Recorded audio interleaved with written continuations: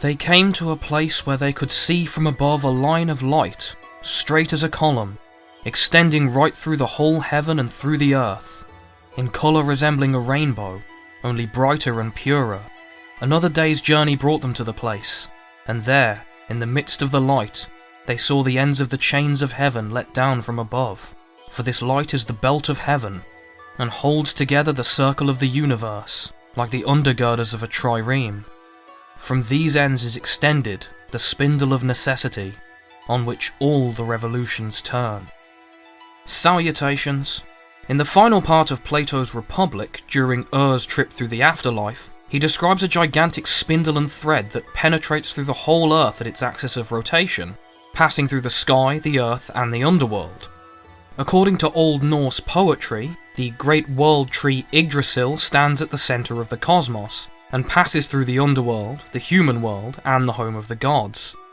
In the literary bodies of the Hindus, Buddhists, and Jains, the centre of the universe is marked by a mountain called Meru, with its base in the underworld and its summit being the home of the gods.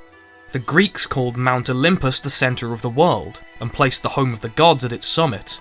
In Iran, the mountain Haraberaziti is considered the centre of the world. Various Mesopotamian civilizations also made reference to a mountain connecting heaven and earth. The Egyptians described a three-layered world consisting of the underworld ruled by Osiris, the human world ruled by the human pharaoh, and the heavenly kingdom of Ra. Jewish and Christian writers very often depicted the hill on which the Jewish temple was built as the centre of the world, and that it acts as a connection between the earth and both heaven and Sheol, the underground realm of the dead. These are only a small fraction of the examples of this universal image. This exact same cosmic model is found among Aboriginal Australians and Native Americans, and on remote islands far out in the ocean. But why? None of these images resembles a modern image of the universe at all, so why is it that all of them so closely resemble one another? The answer, of course, is Metaphysics. We have already spoken on the matter of the Chaos Kampf, the victory of the heavenly deity over the titanic sea dragon that corresponds to the imposition of order and natural law upon the chaotic void. This projection of order onto chaos is the foundation of the visible world according to traditional thought. In many instances, the deity then creates the earth from the corpse of the titan. Plato, in his Timaeus, has a deity explicitly shape matter according to the universal forms of the intellect. Plato does not name the deity, but instead styles him as demiurgos or demiurge, meaning a craftsman such as a mason or architect. Similarly, the priests of Memphis in Egypt held that Ptah, the god of crafts, modelled the material universe after pre-existing ideas that existed in his heart, or Ib, which represents the core of one's being in Egyptian metaphysics, and is the equivalent of the logistikon in Platonism. In Hinduism, the creator god Brahma fashioned the universe in which we live, but of course everything spiritual and intellectual already existed beforehand in the power of Shiva and Shakti, so Brahma's work is a crafted image of a real model. Or at the very least, it's just plagiarism. This primordial demiurgy united the phenomenal world, the world of sense perception, with the universal principles that it follows. Mathematics, logic, causality, time, space, gravity, atomic forces. The phenomenal world is bound and constrained by ideal forms. Without this fundamental pattern of order, the phenomenal world would just be an incomprehensible abyss of chaos, the abode of that first typhonic worm.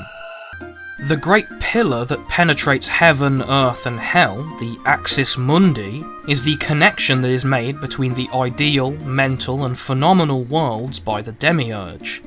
This is the so-called centre of the world. Not a single spatial location, but a metaphysical principle that conjoins the whole cosmos. But we know that the primal demiurgy is not a single self-perfected act, because the phenomenal universe is subject to change and development. Rather, there are several layers of intermediaries between the demiurge and the last of things. No hole will be left unfilled, as per Timaeus. And now listen to my instructions. 3 tribes of mortal beings remain to be created. Without them, the universe will be incomplete, for it will not contain every kind of animal which it ought to contain if it is to be perfect. On the other hand, if they were to be created by me and receive life at my hands, they would be on equality with the gods. In order then that they may be mortal, and that this universe may be truly universal, do ye, according to your natures, betake yourselves to the formation of animals, imitating the power which was shown by me in creating you. The part of them worthy of the name immortal, which is called divine and which is the guiding principle of those who are willing to follow justice, and you. Of that divine part I will myself sow the seed, and having made a beginning I will hand the work over to you. And do ye then interweave the mortal with the immortal, and make and beget living creatures, and give them food and make them grow, and receive them again in death. Among these are the daimons, of whom we have spoken before, and who have a downward-oriented activity that, according to Iamblichus, is perfective of mundane natures. That is, the activity of the daimons causes the unconscious processes of nature, the seasons, the orbits, the water cycle, and everything else. There is also the matter of organic life, particularly human beings. Being physically embodied, we are the outermost extension of the one thing. As such, it is up to us to complete the circuit, so to speak, of downward emanation and upward contemplation. For this to be done, we must participate in the nature of the demiurge and symbolically complete the cosmos. What?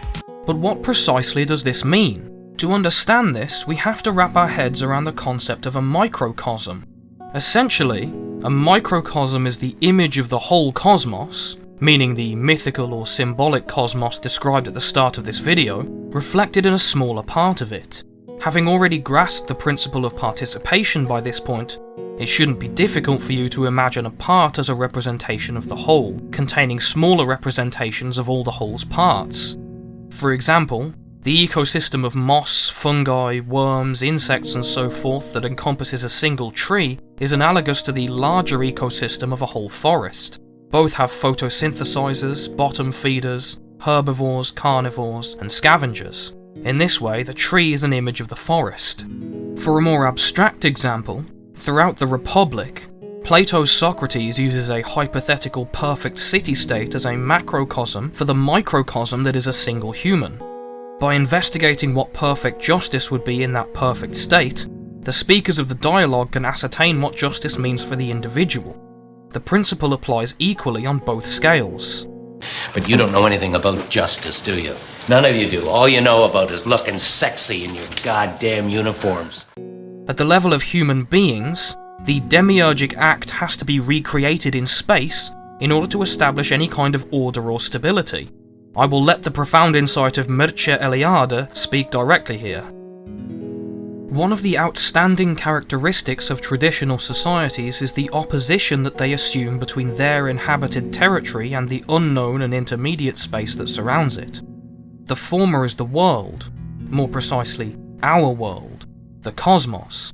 Everything outside it is no longer a cosmos, but a sort of other world, a foreign, chaotic space peopled by ghosts, demons, foreigners, who are assimilated to demons and the souls of the dead. At first sight, this cleavage in space appears to be due to the opposition between inhabited and organised, hence cosmicized, territory, and the unknown space that extends beyond its frontiers. On one side there is a cosmos, on the other a chaos. But we shall see that if every inhabited territory is a cosmos, this is precisely because it was first consecrated, because, in one way or another, it is the work of the gods or is in communication with the world of the gods.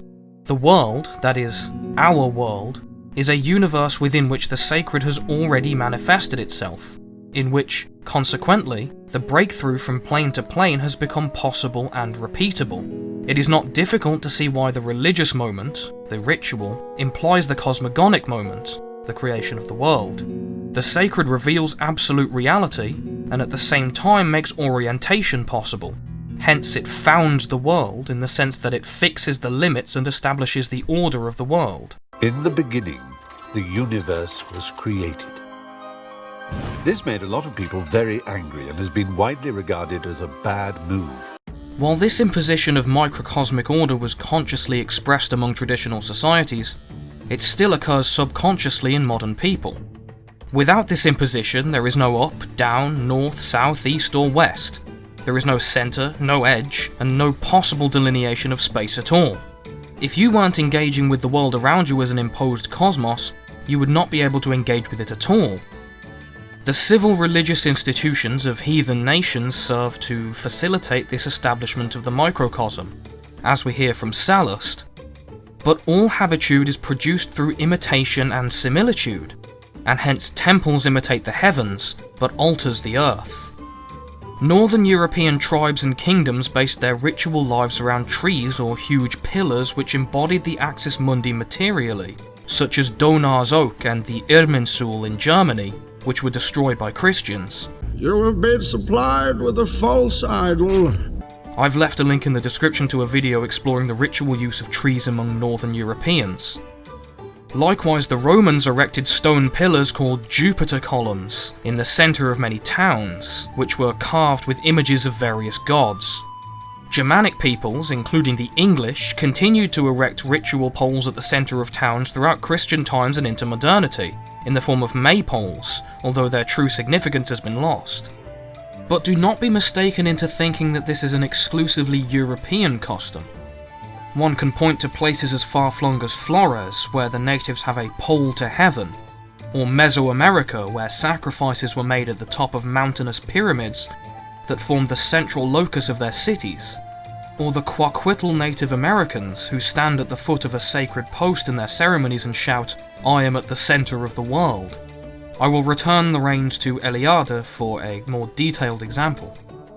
According to the traditions of an Arunta tribe, the Achilpa, in mythical times the divine being Numbakula cosmicized their future territory, created their ancestor, and established their institutions. From the trunk of a gum tree, Numbakula fashioned a sacred pole, Kawa'awa, and, after anointing it with blood, climbed it and disappeared into the sky. This pole represents a cosmic axis, for it is around the sacred pole that territory becomes habitable, hence is transformed into a world. The sacred pole consequently plays an important role ritually. During their wanderings, the Achilpa always carry it with them, and choose which direction they are to take by the direction towards which it bends. This allows them, while being continually on the move, to be always in their world, and, at the same time, in communication with the sky into which Numbakula vanished. This is the microcosm as fully manifested in a traditional society, which was enforced by ritual operations. Here we have Iamblichus stating as much when he talks of Theurgy, which literally means the work of the gods. All of Theurgy has a twofold character. One is that it is a rite conducted by men which preserves our natural order in the universe. The other is that it is empowered by divine symbols, is raised up through them to be joined on high with the gods, and is led harmoniously round to their order. This latter aspect can rightly be called taking the shape of the gods. Gregory Shaw expands on this in his analysis of Iamblichus's philosophy. In Theurgy, the soul gradually transformed the chaos of its embodied existence into the perfect measures of the cosmos.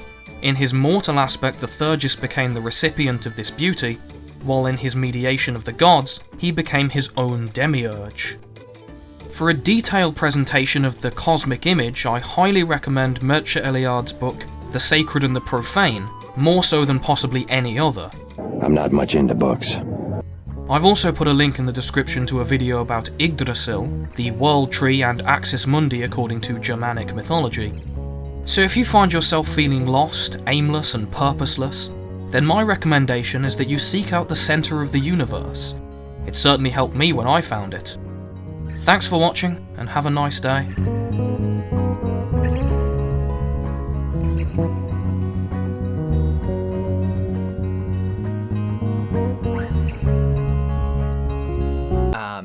You're welcome.